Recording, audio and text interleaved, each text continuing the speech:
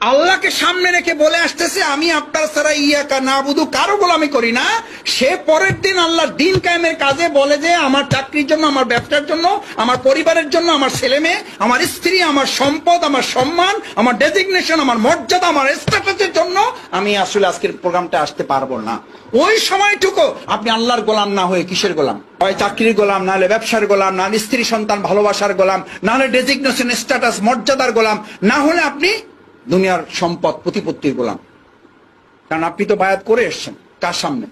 আপনি তো ওয়াদা করে আসছেন ইয়াকা নাবুদু, আপনি আপনার ছাড়া আর কারো গোলামি।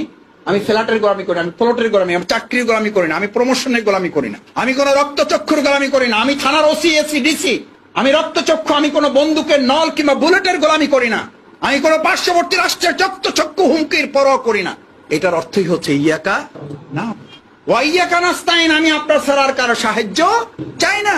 কে তাকাইলো কে তাকাইলো না, কে দেখলো কে দেখলো না, কে আমার সম্পর্কে ভালো বললো বললো না, আই ডোন্ট কেয়ার দ্যাট। এ সমস্ত আমি পরোয়া করি না। এটার নাম কি? আরে এটার নাম কি? বায়াত।